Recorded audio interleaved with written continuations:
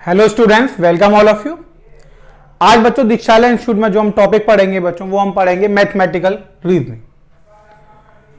Mathematical reasoning बच्चों क्या होता है, ये बहुत ही इंपॉर्टेंट चैप्टर है बच्चों मैथमेटिक्स के अंदर। एक क्वेश्चन कंपटीशन में यहां से जरूर अराइज होता है।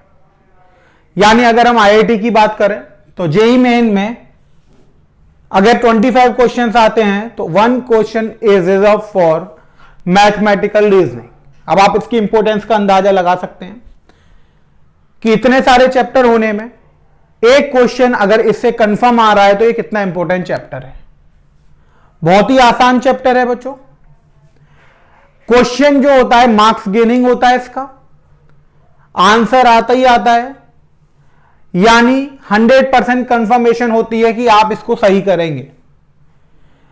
अब बच्चों होती क्या है मैथमेटिकल रीजनिंग? तो मैथमेटिकल रीजनिंग बच्चों is a special type of reasoning which is used to validate the statement. By using mathematical reasoning, we can give our statement that given statement is valid or not. In this we have given a statement. यहां पर हमें एक statement दिया होता है बच्चों, और by using mathematical reasoning हमें यह बताना पड़ता है कि given जो स्टेटमेंट है वो वैलिड है या इनवैलिड है। वैलिड को बच्चों हम ट्रू बोलते हैं और इनवैलिड को हम फॉल्स बोलते हैं। वैलिड को हम क्या बोलते हैं बच्चों? ट्रू। और इनवैलिड को हम क्या बोलते हैं? फॉल्स। यानी स्टेटमेंट वैलिड है यानी कि जो गिवन स्टेटमेंट है ट्रू है, और अगर स्टेटमेंट फॉल्स है इसका मतलब गिवन स्टेटमेंट फॉल्स है। इतनी बात आपको समझना है बच्चों। अब अगर हम मैथमेटिकल रीजनिंग की बात करेंगे बच्चों, तो सबसे पहले इसका यूज मैंने आपको बता दिया किस लिए होता है, तो हम यहां पे लिख सकते हैं बच्चों, it is very important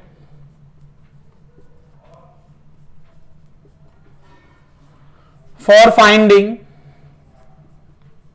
the given statement is valid or not। सबसे यूजफुल है बच्चों, बहुत ही इंपॉर्टेंट है किसके लिए? फाइंडिंग गिवन स्टेटमेंट और इज वैलिड और नॉट, यानी गिवन स्टेटमेंट जो है वो वैलिड है या नहीं है। Through this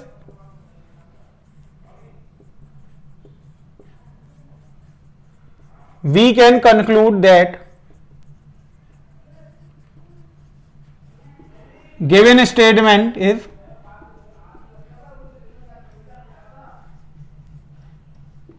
true or false।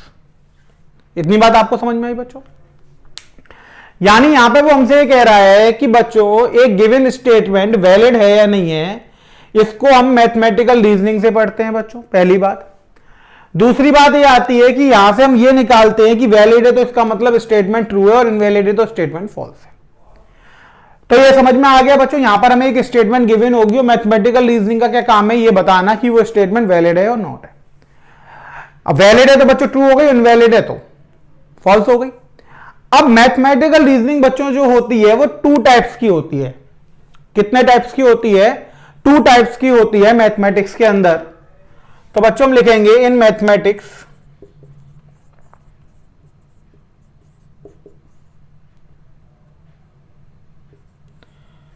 There are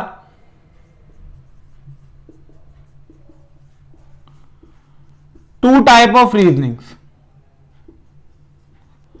mathematics के अंदर बच्चों there are 2 type of reasoning. Mathematics के अंदर कितने टाइप्स की रीजनिंग होती है बच्चों? 2 टाइप की रीजनिंग होती है। पहली होती है बच्चों इंडक्टिव रीजनिंग। क्या होती है? Inductive reasoning. और सेकंड होती है बच्चों deductive reasoning.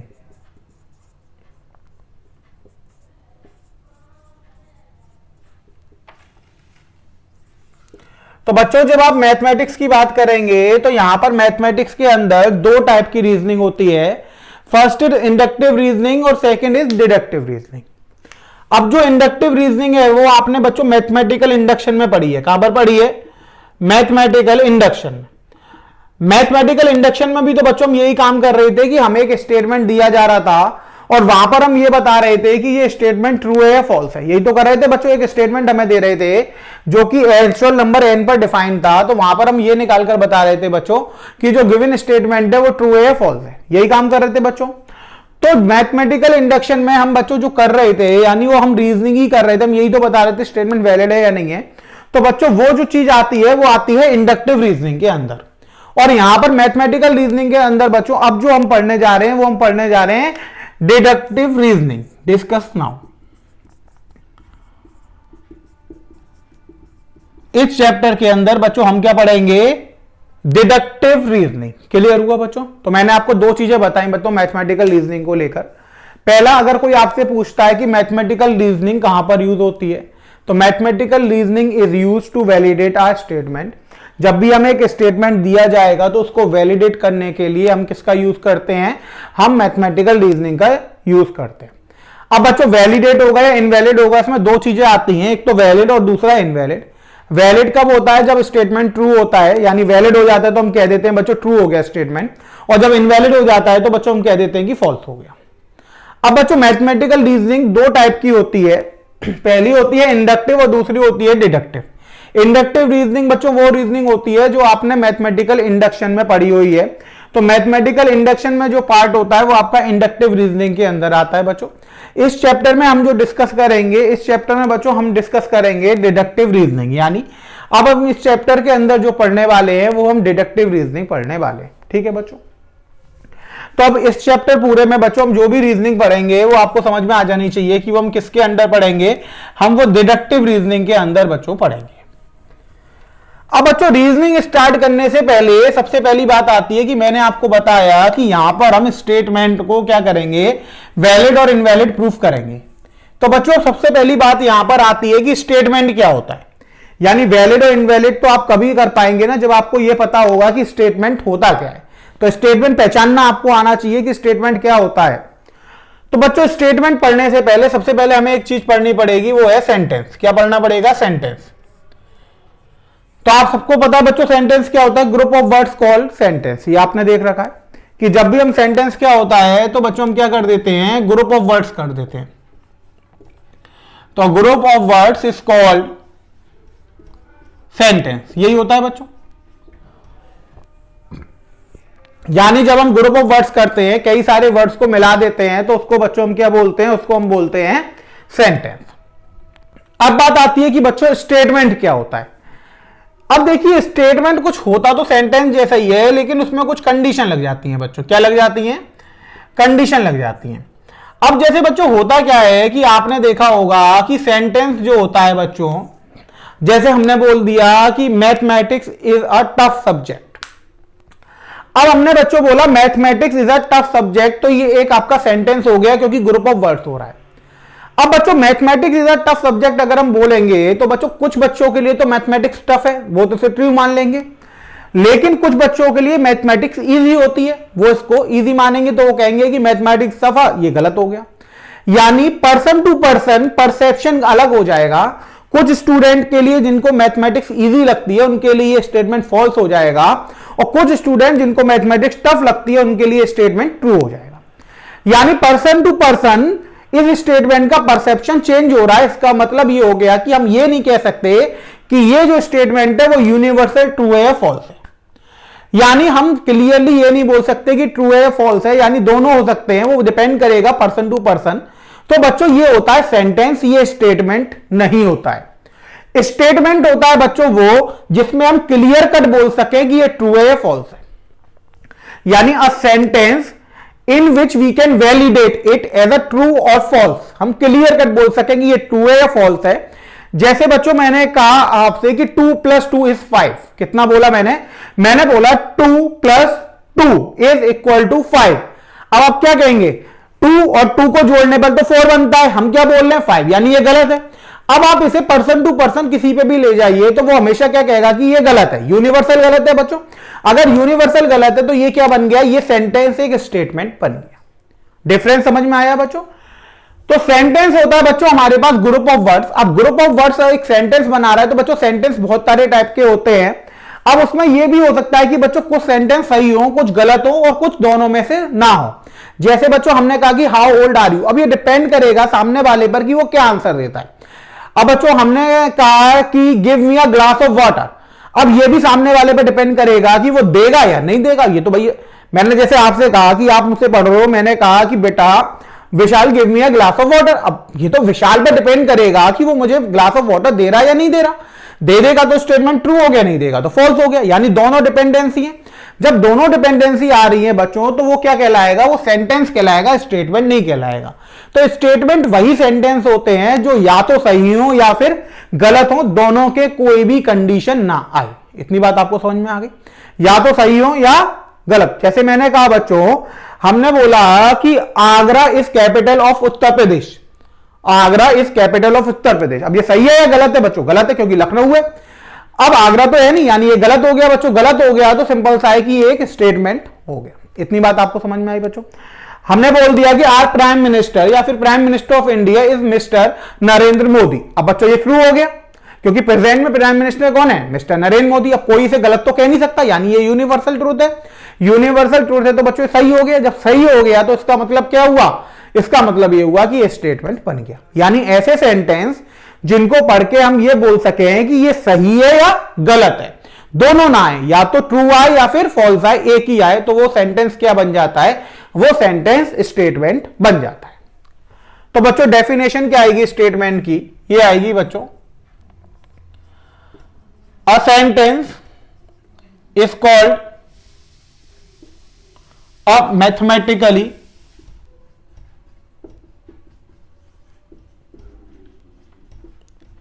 acceptable statement if it is either true or false but not both। या तो वो बच्चों ट्रू हो या फिर क्या हो, फॉल्स हो, लेकिन दोनों ना हो। ट्रू को बच्चों हम कैपिटल टी से डिनोट करते हैं और फॉल्स को बच्चों हम कैपिटल एफ से डिनोट करते हैं। ये आपको याद रखना है बच्चों, जब हम ट्रू की बात करेंगे तो हम उसे किससे डिनोट करेंगे, कैपिटल टी से डिनोट करेंगे, और जब हम फॉल्स की बात करेंगे तो उसे हम बच्चों कैपिटल एफ से डिनोट करेंगे। पर दोनों नहीं होने चाहिए। इतनी बात आपको समझ में आ गई बच्चों। अब if a statement is true, अगर स्टेटमेंट कैसी हो जाएगी, ट्रू हो जाएगी, then it is valid statement. वो कैसा बन जाती है, वैलिड स्टेटमेंट बन जाती है बच्चों। इसी तरीके से बच्चों, if a statement is false then it is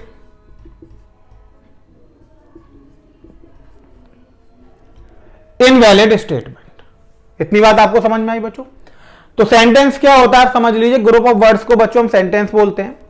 आगे की बात आई बच्चों, स्टेटमेंट क्या होता है, तो a sentence is called a mathematically acceptable statement.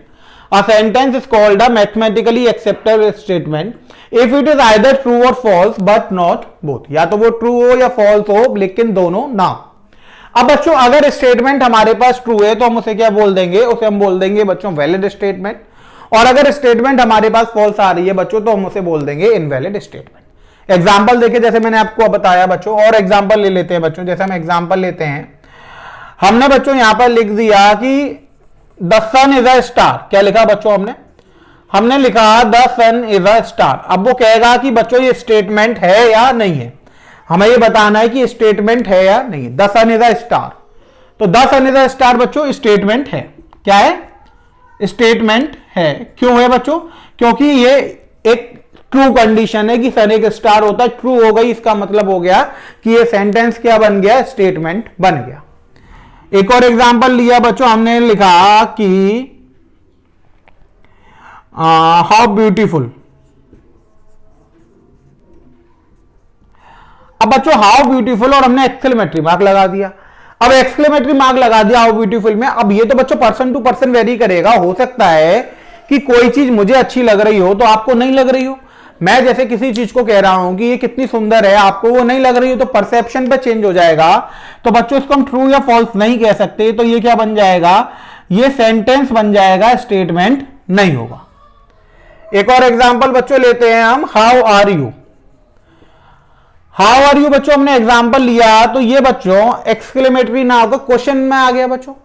अब ये क्वेश्चन वाला बच्चों बन गया कि हाउ आर यू। अब ये तो सामने वाले पर्सन के डिपेंड पे करेगा बच्चों, वो आंसर क्या देता है, वो गुड है या बैड है। अगर गुड है तो बच्चों गुड आंसर आएगा, बैड है तो बैड आएगा, यानी इसके दो आंसर आ सकते हैं, कोई भी एक आंसर नहीं आ सकता। अगेन बच्चों ये क्या बन गया आपके पास, सेंटेंस बन गया, ये स्टेटमेंट नहीं बना। अब बच्चों हमने लिखा अगला, every square is a rectangle. हमने क्या लिखा, every square is a rectangle. हर एक स्क्वायर जो होता है वो रेक्टेंगल होता है। तो बच्चों ये आपके पास क्या हो जाएगा, स्टेटमेंट हो जाएगा, क्योंकि ये कंडीशन ट्रू है, आपको पता है। क्योंकि ऐसे रेक्टेंगल जिसमें लेंथ और ब्रेथ बराबर हो जाती है उसको हम क्या बोल देते हैं बच्चों, उसको हम स्क्वायर बोल देते हैं, यही तो बोलते थे। ऐसे रेक्टेंगल जिसमें लेंथ और ब्रेथ क्या हो जाती है, इक्वल हो जाती है, तो उन रेक्टेंगल्स को बच्चों हम क्या बोल देते हैं, उन रेक्टेंगल्स को हम स्क्वायर बोल देते हैं। तो बच्चों हर एक जो स्क्वायर होता है वो क्या होता है, वो रेक्टेंगल तो होता ही होता है। यानी ऐसा कोई रेक्टेंगल नहीं है जो, सॉरी, ऐसा कोई स्क्वायर नहीं है जो रेक्टेंगल ना हो। तो ये यूनिवर्सल ट्रूथ हो गया बच्चों, यूनिवर्सल ट्रूथ हो गया, तो ये क्या हो गया, स्टेटमेंट। बहुत सारे एग्जांपल्स है बच्चों, आप अलग अलग ले सकते हैं। यहां पर तो बच्चों मैंने कुछ एग्जांपल्स लिखे हैं, आप कोई भी एग्जांपल ले सकते हैं जो भी आपको लग रहा हो कि सही है या गलत, यानी आप उसका आंसर सही और गलत में दे पाए तो बच्चों को क्या बन जाएगा, स्टेटमेंट बन जाएगा। और दोनों में आंसर दे पाए तो वो सेंटेंस बन जाएगा, स्टेटमेंट नहीं होगा। आई बात समझ में बच्चों। एक चीज आपको याद रखनी है कि बच्चों सिर्फ डिक्लेरेटिव सेंटेंस ही स्टेटमेंट हो सकते हैं, यानी एक्सक्लेमेटरी सेंटेंस हो गए या क्वेश्चन वाले सेंटेंस हो गए, तो ये डिपेंड करता है सामने वाले पर्सन पे। तो ये दोनों बच्चों कभी भी स्टेटमेंट नहीं हो सकते, हमेशा सेंटेंस ही रहेंगे। तो डिक्लेरेटिव में होता क्या है कि बच्चों कुछ तो होते हैं और कुछ नहीं होते हैं, डिपेंड करता है। जैसे सन इज अ स्टार तो बच्चों है। एक और स्टेटमेंट देखो बच्चों, हमने लिखा 7 + 3 > 9। अब 7 + 3 कितना हो गया बच्चों, 10। अब 10 > 9, ये बात गलत हो गई, गलत हो गई तो इसका मतलब ये स्टेटमेंट हो गया। यानी हम ये बोल सकते हैं ना कि सही है या गलत है, इसमें दोनों तो आंसर दे नहीं सकते। ऐसा तो कोई नहीं है बच्चों जो ये कहेगा कि नहीं 9 बड़ा होगा, सब 10 ही बड़ा होता है। ऑफकोर्स सी बात है बच्चों, जब 10 बड़ा होता है तो ये यूनिवर्सल ट्रूथ हो गया बच्चों, सॉरी ये ट्रू आ जाएगा ना, 10 > 9, तो ये सही हो गया बच्चों, ट्रू आ गया। तो ये कैसा स्टेटमेंट हो गया, ये आपके पास वैलिड स्टेटमेंट हो गया। अब वैलिड है तो इसका मतलब ये स्टेटमेंट है। क्लियर कट बात समझ में आ गई बच्चों। तो ऐसे सेंटेंस जिनको हम ट्रू या फॉल्स आंसर दे सकें वो क्या बन जाते हैं, वो स्टेटमेंट बन जाते हैं। तो बच्चों ये आपका हो गया कि मैथमेटिकल रीजनिंग क्या होती है, आपको समझ में आ गई बच्चों। कितने टाइप की रीजनिंग होती है ये आपको समझ में आ गई। फिर मैथमेटिकल रीजनिंग में मैंने आपको बताया कि हम स्टेटमेंट पे ये निकालते हैं कि गिवन स्टेटमेंट वैलिड है या इनवैलिड है। अब बच्चों गिवन स्टेटमेंट वैलिड है या इनवैलिड है आप तभी बता पाओगे जब आपको ये पता होगा कि जो हमें सेंटेंस दे रखा है वो स्टेटमेंट हैवी है या नहीं है। क्योंकि अगर मान लीजिए कि वो स्टेटमेंट ही नहीं है तो उसको चेक तो हम कर ही नहीं सकते बच्चों, क्योंकि रीजनिंग के अंदर हम यहां पे क्या कर रहे हैं कि हम तो ये बता रहे हैं कि जो गिवन स्टेटमेंट है वो वैलिड है या इनवैलिड। तो आपको अब ये भी पता लग गया बच्चों कि हमारे पास स्टेटमेंट क्या होता है। ठीक है बच्चों, तो सेंटेंस और स्टेटमेंट में आपको डिफरेंस पता लग गया। अब बच्चों हम 1 बाय 1 पढ़ेंगे कि क्या क्या प्रॉपर्टीज यहां पे होल्ड होती है मैथमेटिकल रीजनिंग में, और स्टेटमेंट पे हम क्या क्या ऑपरेशन लगा सकते हैं और उसको हम कैसे सॉल्व करते हैं। तो बच्चों सबसे पहले हम बात करेंगे नेगेशन ऑफ अ स्टेटमेंट। किसकी बात करेंगे बच्चों, नेगेशन ऑफ स्टेटमेंट।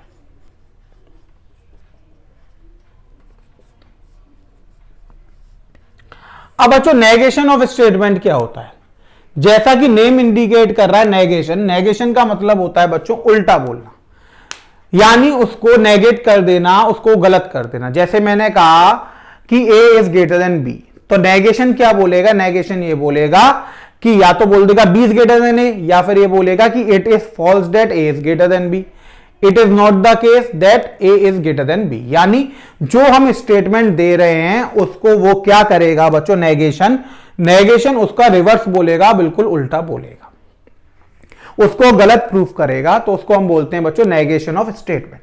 तो नेगेशन ऑफ स्टेटमेंट बच्चों हम लिखेंगे the denial of a statement,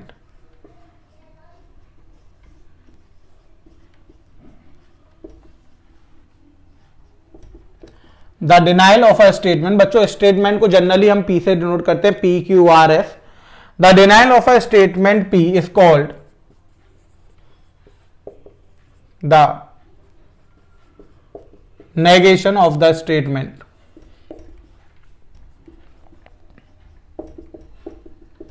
It is denoted by negation P and read as not P. अब बच्चों जो नेगेशन ऑफ P होता है उसको हम कैसे डिनोट करते हैं, ये बच्चों साइन बना देते हैं। नेगेशन का साइन होता है नेगेशन P, और इसको पढ़ते कैसे बच्चों, इसको हम पढ़ते हैं नॉट P से। तो बच्चों अगर नेगेशन ऑफ हमें P निकालना है तो इसको हम कैसे लिखेंगे, इस तरीके से बच्चों लिखेंगे। और पढ़ा क्या जाता है बच्चों, इसे पढ़ा जाता है नॉट P, यानी जो स्टेटमेंट दे रखा है हम उसका बिल्कुल उल्टा बोलते हैं, यानी हम डिनाइल कर देते हैं स्टेटमेंट P को। डिनाइल का मतलब क्या हो गया कि हम ये एक्सेप्ट करने से बिल्कुल भी मना कर देते हैं कि P स्टेटमेंट क्या है, गलत, सही है। P सही होता है तो हम गलत बोल देते हैं, और गलत है तो हम क्या बोल देते हैं, सही बोल देते हैं। तो नेगेशन का मतलब होता है उल्टा बोलना। If P is true then we can say negation of P is false, if P is false then negation of P called is true. इतनी बात आपको समझ में आ गई। जैसे मैंने आपको बोला कि A is greater than B, तो इसका नेगेशन क्या हो जाएगा बच्चों, A is less than B, B is greater than A, it is false that A is greater than B।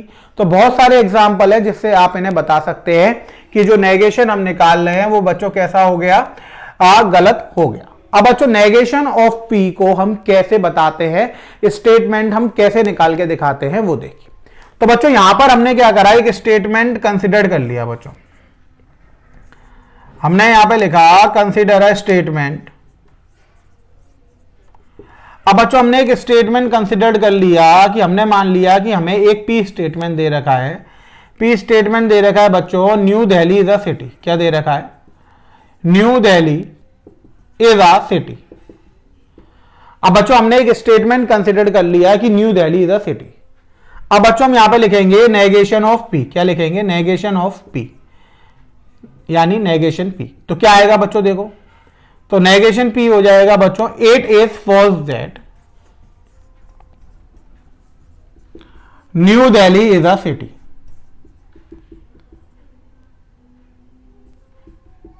यानी हमने बच्चों इट इज फॉल्स दैट कर दिया, यानी हमने ये गलत कर दिया। हमने बोल दिया कि ये गलत है कि न्यू दिल्ली क्या एक सिटी है। तो ऊपर वाली बात बच्चों डिनाइल हो गई। दूसरा बच्चों हो गया कि it is not a case that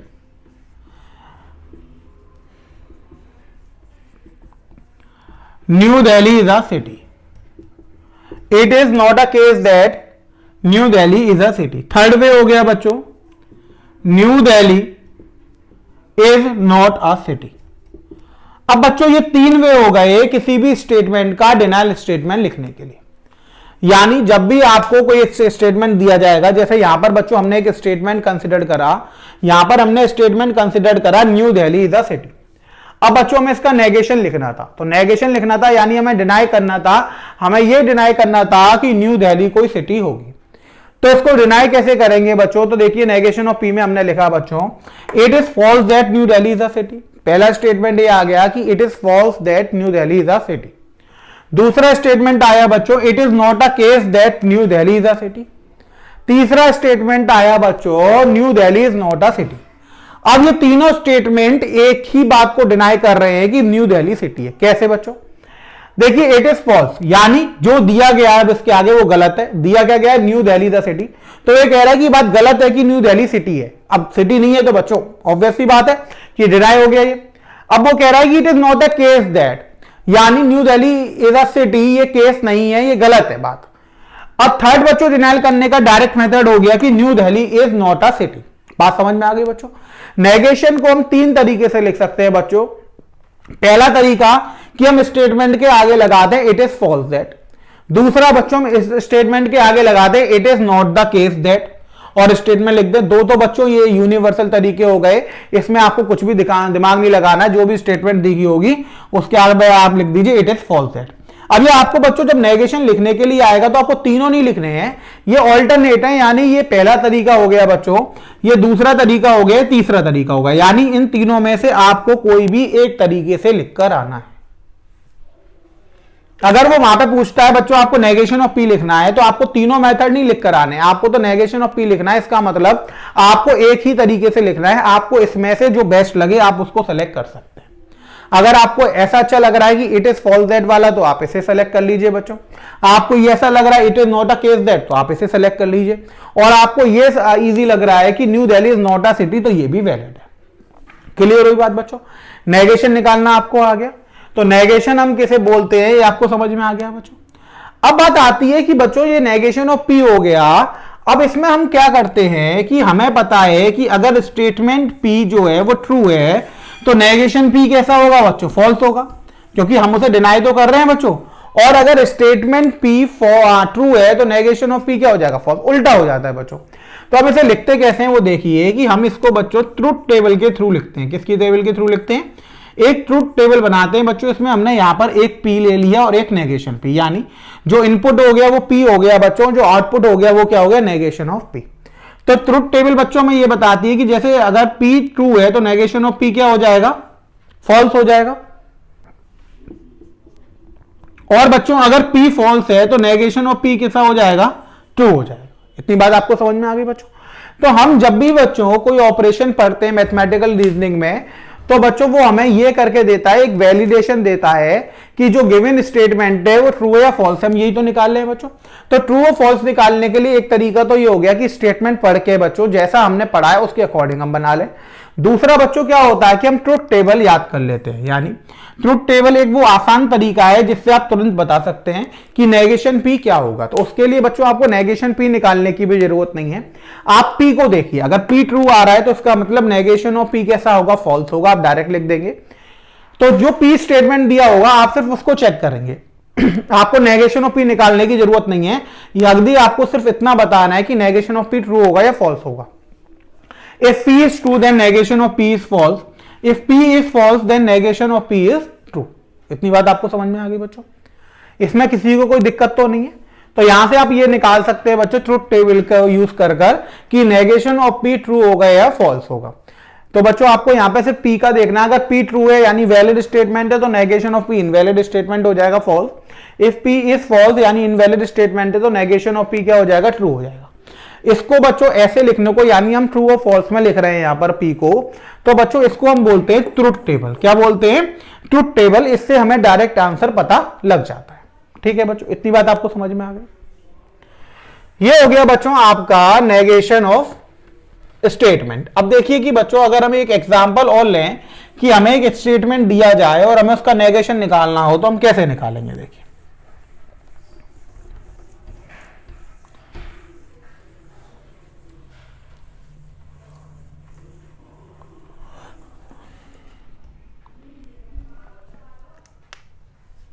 अब देखिए बच्चों हमने क्वेश्चन लिखा,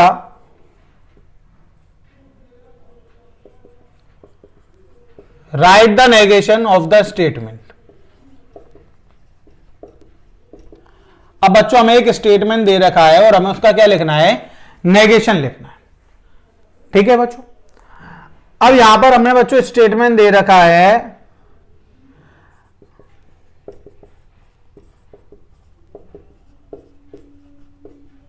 ऑस्ट्रेलिया इज अ कंटिनेंट। अब बच्चों इसका हमें नेगेशन लिखना है, तो हम नेगेशन कैसे लिखेंगे बच्चों? ये हमने पी मान लिया। तो बच्चों एक तो ये तरीका हो गया कि आप लिखें इट इज फॉल्स दैट। इसमें आपको अपना दिमाग कुछ भी नहीं लगाना है, इट इज फॉल्स दैट लिखना है और इसके आगे पूरा स्टेटमेंट उतार देना है कि ऑस्ट्रेलिया इज अ कंटिनेंट। दूसरा बच्चों आपको लिखना है it is not a case that. आगे बच्चों सेम उतर आएगा कि Australia is a continent. Third way बच्चों जो हो गया वो ये हो गया कि Australia is not a continent. Australia is not a continent. इतनी बात आपको समझ में? तो तीनों में से आप कोई भी वे लिख दीजिए, मैंने आपको तीनों बता दिए बच्चों। अब कुछ बच्चों को ये इजी लगता है कि जो भी स्टेटमेंट दे रखा है उसके आगे इट इज फॉल्स दैट लगा दो, दिमाग ही नहीं लगाना। कुछ को ऐसा लगता है it is not a case लगा दो, कुछ कहते हैं इतना लंबा हम क्यों लिखेंगे, हम तो नॉट लगा देंगे, Australia is not a continent. तो बच्चों आप कुछ भी लिख दीजिए, बस आपको ऊपर वाले स्टेटमेंट को डिनाइल करना है। अब बच्चों मान लो कि इसकी वैलिडिटी पूछी जाती है, वो क्या कहता है कि वैलिडिटी बताओ, वैलिडिटी बताओ नेगेशन पी की। तो बच्चों पी हम देखते हैं ऑस्ट्रेलिया का कंटिनेंट, तो ये तो बात सही है कि बच्चों ऑस्ट्रेलिया कंटिनेंट है, तो पी आपका क्या हो गया बच्चों, ट्रू हो गया। देन अगर पी ट्रू है तो नेगेशन ऑफ पी कैसा हो जाएगा बच्चों, नेगेशन ऑफ पी फॉल्स हो जाएगा। तो बच्चों अगर पी ट्रू है तो नेगेशन ऑफ पी कैसा आ जाएगा, फॉल्स निकल कर आ जाएगा। क्लियर हुआ बच्चों? तो ये होता है आपका ट्रुथ टेबल का यूज। ट्रुथ टेबल बेसिकली जो यूज करी जाती है बच्चों, वो स्टेटमेंट की वैलिडिटी के लिए चेक करी जाती है। अब ये तो सिंगल स्टेटमेंट है बच्चों, ओरल देख के हमें समझ में आ रहा है, लेकिन अभी हम आगे बढ़ेंगे तो अब जो हम पढ़ने वाले हैं बच्चों, वो हम पढ़ने वाले हैं कंपाउंड स्टेटमेंट। क्या पढ़ने वाले हैं बच्चों, कंपाउंड स्टेटमेंट। तो मेन जो क्वेश्चन आते हैं बच्चों, वो कंपाउंड स्टेटमेंट की वैलिडिटी को लेकर आते हैं। अब हम सबसे पहले ये देखेंगे कि कंपाउंड स्टेटमेंट क्या होता है।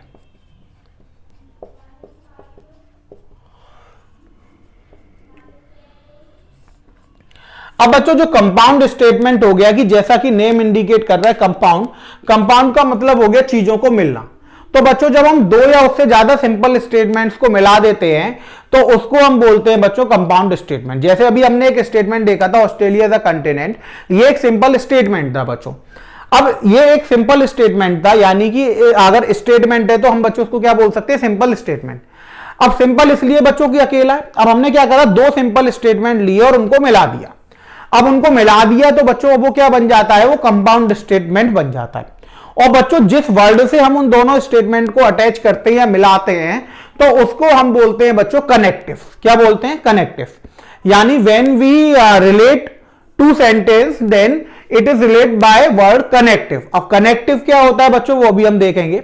तो सबसे पहले बच्चों कंपाउंड आपको समझ में आ गया कि जब एक से ज्यादा सेंटेंस यानी 2, 3, 4 उन सेंटेंस को जब हम मिलाकर कोई एक स्टेटमेंट बनाते हैं या सेंटेंस बनाते हैं तो उसको क्या बोल देते हैं बच्चों, हम कंपाउंड स्टेटमेंट बोल देते हैं। तो यहाँ स्टेटमेंट की बात चल रही है बच्चों, तो हम क्या करेंगे, स्टेटमेंट एक लेंगे, दो लेंगे, तीन लेंगे और उन स्टेटमेंट को हम क्या करेंगे बच्चों, ज्वाइन कर देंगे, मिला देंगे। तो अब जब दो या उससे ज्यादा स्टेटमेंट्स को मिलाने पर जो हमें स्टेटमेंट मिलेगा उसको हम क्या बोल देंगे बच्चों, उसको हम बोल देंगे कंपाउंड स्टेटमेंट। तो बच्चों ये होता है, इट इज अ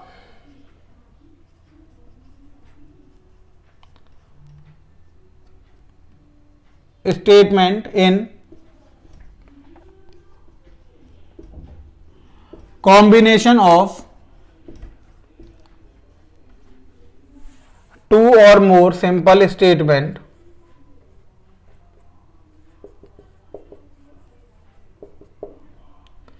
then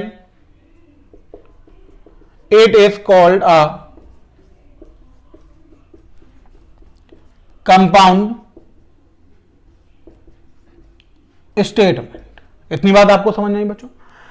अब वो ये कह रहा है it is a statement of combination of two और मोर सिंपल स्टेटमेंट। जब हम दो या उससे ज्यादा सिंपल स्टेटमेंट को कंबाइन कर देंगे, मिला देंगे, तो हमें क्या मिल जाएगा बच्चों, हमें मिल जाएगा कंपाउंड स्टेटमेंट। ठीक है बच्चों?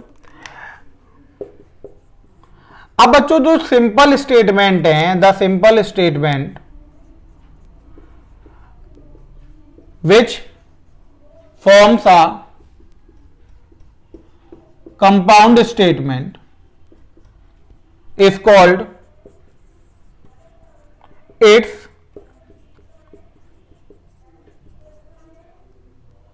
substatement or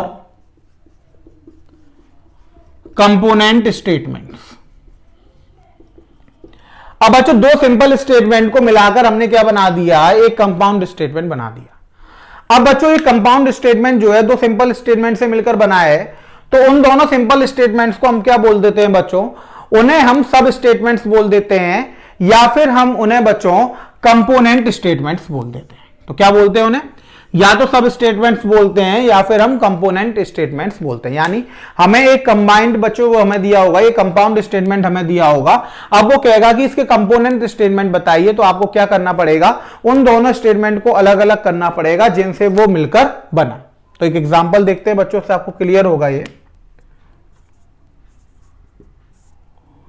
जैसे बच्चों हमने यहां पर लिखा कि हमने P एक सेंटेंस लिया कि 25 इज डिविजिबल बाय 5 और 8। 25 इज डिविजिबल बाय 5 और 8। बच्चों ये हमने क्या ले लिया, एक कंपाउंड स्टेटमेंट ले लिया। कंपाउंड कैसे हुआ बच्चों की, ये दो वर्ड से मिलकर बनाए, देखिए कौन कौन से।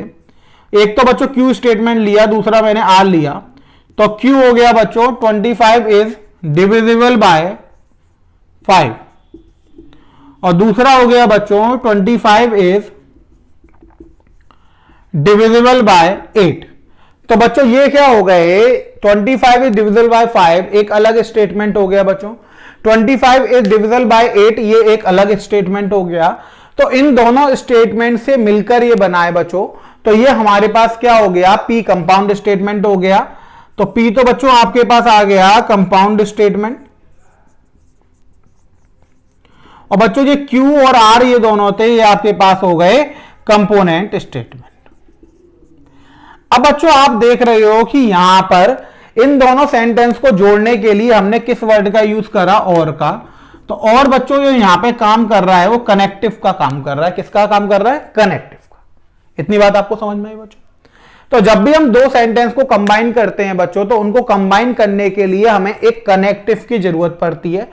अब वो जो वर्ड यूज होता है बच्चों उन दोनों को कंबाइन करने के लिए, तो उसको हम क्या बोल देते हैं, उसको बच्चों हम बोल देते हैं कनेक्टिव। इतनी बात आपको समझ में आ गई बच्चों, इसमें किसी को दिक्कत तो नहीं है। यानी अब कोई अगर आपके पास स्टेटमेंट दिया जाएगा तो आप उसके कंपोनेंट स्टेटमेंट निकाल लेंगे बच्चों। कंपोनेंट स्टेटमेंट निकालने के बाद आप ये बता सकते हैं कि उसमें कनेक्टिव क्या है। तो बच्चों जो दो कंपोनेंट स्टेटमेंट में वर्ड नहीं होगा लेकिन वो वहां पर यूज हो रहा होगा, तो वो क्या बन जाएगा बच्चों, वो उसका कनेक्टिव बन जाएगा। अब देखिए बच्चों, हमारे पास मान लीजिए हम एक क्वेश्चन करते हैं कि हमें एक सेंटेंस दिया हुआ है और हमें यह बताना है कि इसके कंपोनेंट क्या होंगे, यानी तो अलग अलग कंपोनेंट स्टेटमेंट क्या होंगे वो हमें बताना है। तो देखिए बच्चों आप कर पाते हैं या नहीं कर पाते। तो एक क्वेश्चन करते हैं बच्चों हम इससे। तो बच्चों हमने लिखा question, find the component statement. Component statements बताने हैं बच्चों हमें एक स्टेटमेंट दे रखा है P, a square is a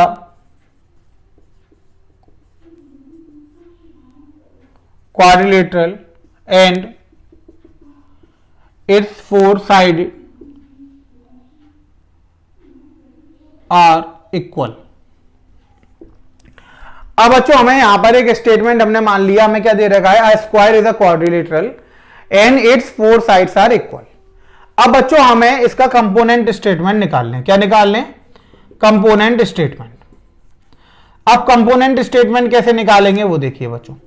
तो कंपोनेंट स्टेटमेंट बच्चों ये दो से मिलकर बना होगा, तो एक को हम क्यू मान सकते हैं और दूसरे को बच्चों हम क्या मान सकते हैं, आर। तो क्यू तो बच्चों पहला हो गया कि a square is a quadrilateral, यही हो गया बच्चों। अब बच्चों दूसरा क्या है कि a square is a quadrilateral हो गया and its four sides are equal. तो बच्चों यहां पर जो कनेक्टिव है वो तो इट्स हो गया बच्चों, वो एंड हो गया कनेक्टिव। अब जो इट्स लग रहा था बच्चों वो किसकी जगह लग रहा था, स्क्वायर अगर हम रिपीट नहीं करना चाहते तो बच्चों इट लगा देते उसकी जगह। तो यहां पर हो गया कि a square have four sides equal. तो बच्चों ये दूसरा वर्ड हो गया, सेंटेंस हो गया हमारे पास। हमें कंपोनेंट निकाल लेते। तो बच्चों ऊपर हमारे पास कंपाउंड स्टेटमेंट वो कह रहा था कि स्क्वायर जो होता है वो क्वाड्रिलेटरल होता है, उसकी चारों साइडें बराबर होती है। तो हमने दोनों को अलग अलग करके लिख दिया, square is a quadrilateral, square है फोर साइड्स इक्वल। क्लियरली बात समझ में आई बच्चों। तो कंपोनेंट स्टेटमेंट कैसे निकालने वो आपको समझ में आ गया। तो आपको एक कंपाउंड स्टेटमेंट दिया जाएगा और उसमें आपसे कहा जाएगा कि कंपोनेंट स्टेटमेंट निकालिए। तो जिन दो स्टेटमेंट से मिलकर बच्चों वो बन रहा है आप उनको अलग अलग निकाल देंगे और उन स्टेटमेंट्स को बच्चों हम क्या बोलेंगे, उन स्टेटमेंट्स को बच्चों हम बोलेंगे कंपोनेंट स्टेटमेंट। तो बच्चों आपको इतना समझ में आ गया। तो बच्चों आज हमने ये पढ़ लिया कि मैथमेटिकल रीजनिंग क्या होती है बच्चों, ये हमने देख लिया। फिर बच्चों हमने देखा कि मैथमेटिकल रीजनिंग में कितने टाइप की रीजनिंग होती है, सेंटेंस क्या होता है बच्चों, स्टेटमेंट क्या होता है। फिर हमने बच्चों देखा कंपाउंड स्टेटमेंट क्या होता है और नेगेशन ऑफ स्टेटमेंट क्या होता है। तो बच्चों ये एक आप आज ने इंट्रोडक्शन पार्ट जो है मैथमेटिकल रीजनिंग का वो कवर कर लिया है। स्टेटमेंट आपको पता लग गए, कंपाउंड स्टेटमेंट आपको पता लग गए बच्चों, नेगेशन आपको पता लग गया। अब बच्चों नेक्स्ट क्लास में हम क्या करेंगे कि कनेक्टिव जो हम देख रहे थे उसके बारे में बात करेंगे और कंपाउंड स्टेटमेंट की वैलिडिटी के बारे में बात करेंगे कि कितने तरीके से कंपाउंड स्टेटमेंट जनरेट हो सकता है और उसको हम कैसे वैलिडेट करेंगे। तो आज की क्लास को बच्चों हम यही रोकते हैं। Thank you students.